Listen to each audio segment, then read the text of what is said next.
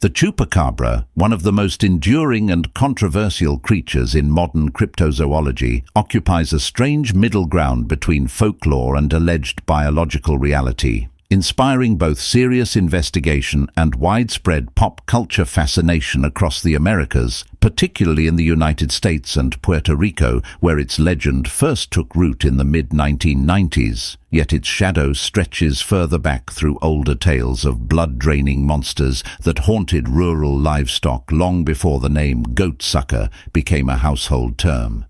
The very word Chupacabra comes from the Spanish chupar, meaning to suck, and cabra, meaning goat, referencing its supposed habit of attacking goats, sheep, and other small farm animals, leaving behind bodies drained of blood through mysterious puncture wounds that defied easy explanation. And from the moment the first modern report surfaced in Puerto Rico in 1995, the phenomenon quickly escalated into a continental obsession, blending scientific curiosity, mass media sensationalism, and the age-old human fascination with predators that lurk beyond the limits of known nature.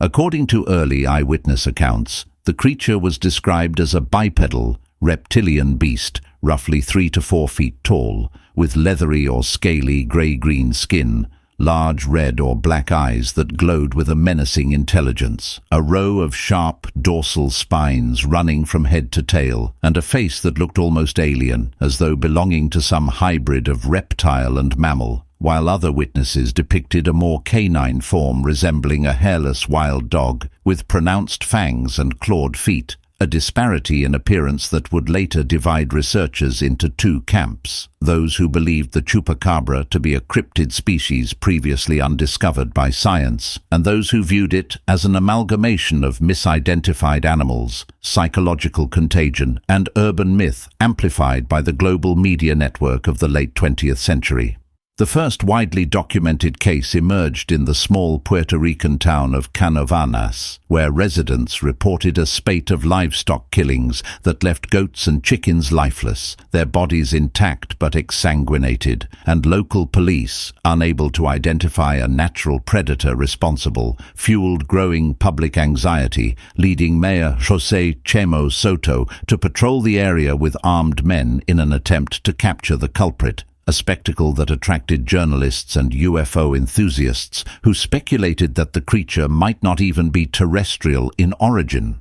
During the same period, a local woman named Madeline Tolentino claimed to have seen the Chupacabra outside her home, describing a creature that matched the alien beings portrayed in the science fiction film Species, which had premiered earlier that year, an overlap that skeptics later cited as evidence of media influence shaping witness perception. Yet, despite such skepticism, reports of identical killings soon surfaced in the Dominican Republic, Mexico, and southern regions of the United States, particularly Texas, where ranchers began finding goats and calves mutilated under puzzling circumstances, each corpse marked by 2 or 3 circular punctures near the neck, as though a precision tool had extracted the blood. And it was these recurring details, the lack of scattered blood, the surgical-like holes, and the absence of tracks, that convinced many believers that something extraordinary was at work. In the US, the Chupacabra quickly integrated into the broader cryptozoological canon alongside Bigfoot, the Jersey Devil, and Mothman,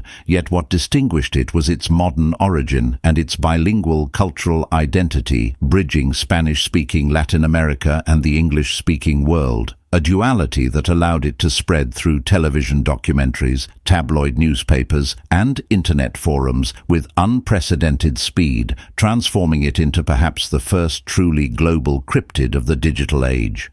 By the early 2000s, Sightings had shifted from the original lizard-like description to a new wave of reports from Texas, Arizona, and New Mexico, describing hairless, mangy canines with blue-gray skin, elongated muzzles, and skeletal frames. Animals that scientists later identified as coyotes infected with sarcoptic mange, a skin disease caused by mites that leads to hair loss and emaciation, giving the creatures a monstrous alien appearance. And when DNA tests were conducted on several carcasses found by ranchers claiming to have shot the Chupacabra, the results consistently came back identifying the animals as coyotes, dogs or hybrids, with no evidence of an unknown species, yet the legend refused to die. Instead, it evolved, absorbing the scientific explanations into its mythology, with believers suggesting that the mange-ridden coyotes might themselves be mutations created by secret government experiments,